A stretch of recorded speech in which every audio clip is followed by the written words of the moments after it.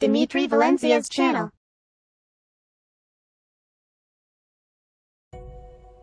Magandang araw! Ito ang aming Cavitex C5 Link Expressway Segment 3B update ngayong Oktubre 2025. Itong segment na ito ang huling bahagi na magkukumpleto sa expressway mula Cavitex papuntang C5 Road. Ang Segment 3B ay may habang halos 2 kilometro. Kapag nakumpleto na ang Segment 3B, mas mapapabilis ang biyahe mula Cavitex papuntang C5 Road, Taguig at Bonifacio Global City na malaking tulong sa mga motorista galing Cavite at Southern Metro Manila.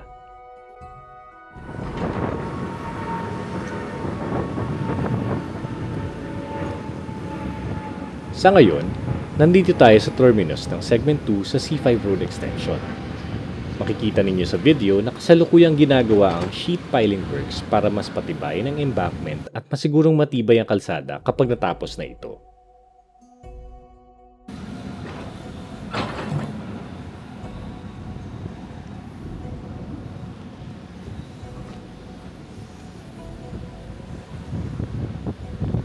Karamihan sa elevated structure ng Segment 3B ay nabuhusan na ng semento at ngayon halos kumpleto na ito. Tara, silipin natin ang itaas ng bahagi ng viaduct.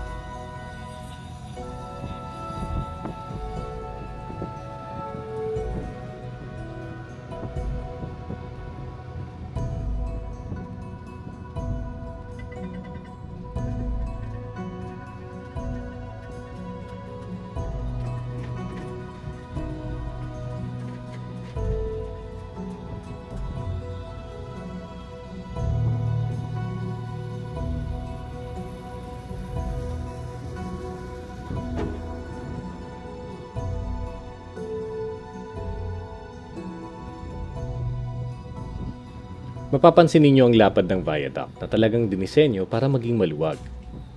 Ang segment na ito ay napakaganda lalo na para sa mga plane enthusiast dahil kitang-kita mula rito ang take-off at landing ng mga eroplano sa runway 624.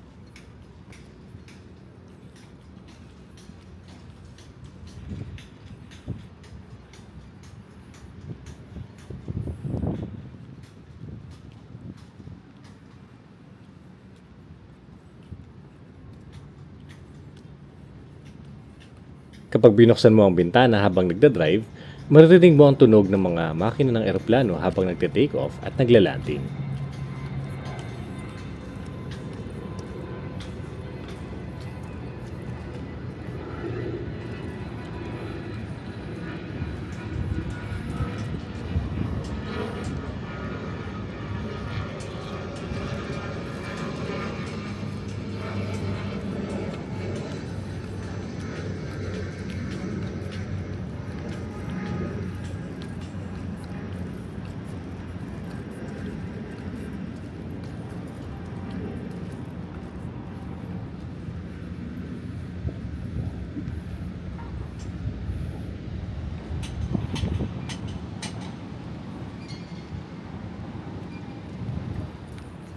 Ang median barrier dito ay hindi maaaring galawin, kaya permanente ang pagkakahati ng mga lane.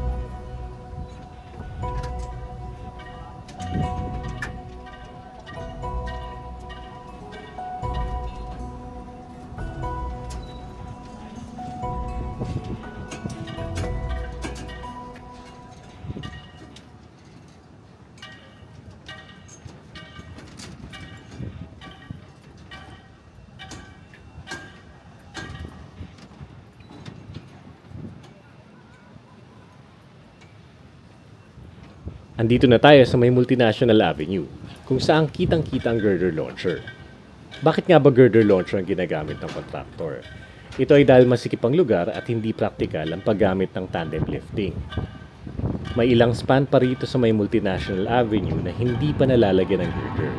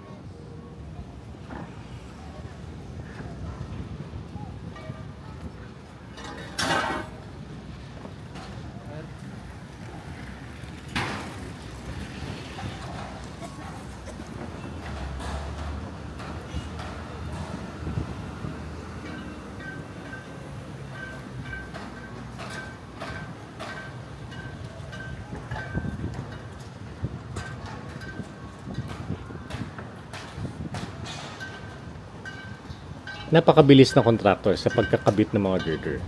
Nakakagulat ang bilis ng progreso.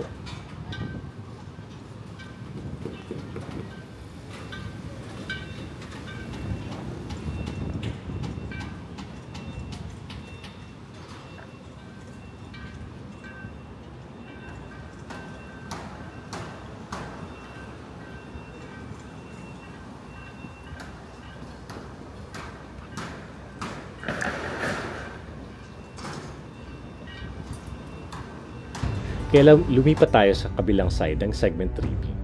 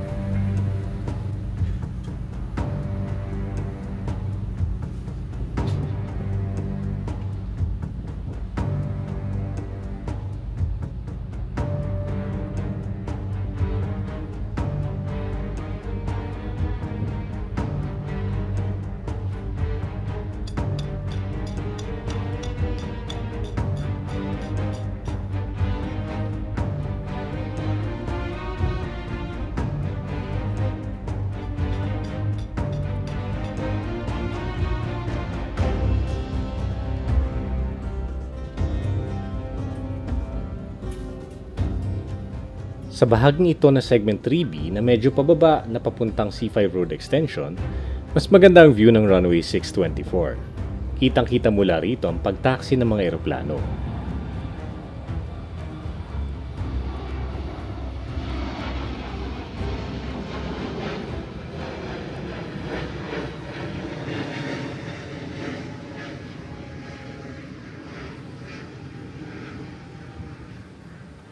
Pababa na ang portion na ito at medyo kumukurba dahil katabi na nito ang perimeter wall ng NAIA.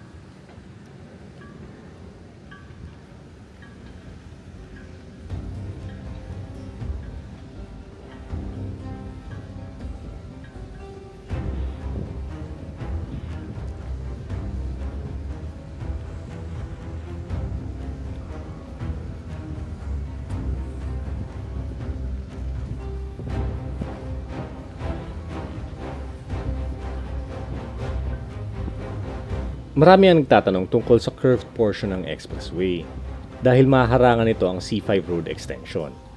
Dito gagawin ang isang bagong diversion road na dadaan sa ilalim ng C5 South Link Project at muling kokonekta pabalik sa C5 Road Extension.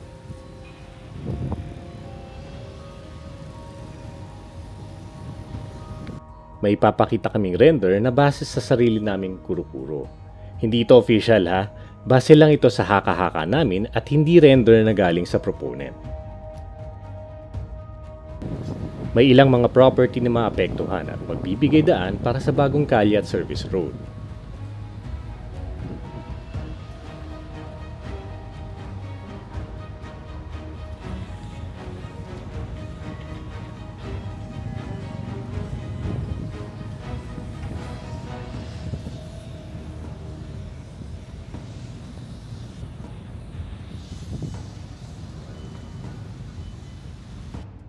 Sa ngayon, wala pang ganong progreso ang bahagi ng C5 Road Extension na magdurugtong sa Segment 3A2.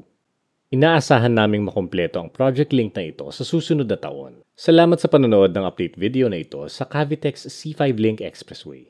Antabayanan ng iba pa namin mga info updates sa mga susunod na buwan.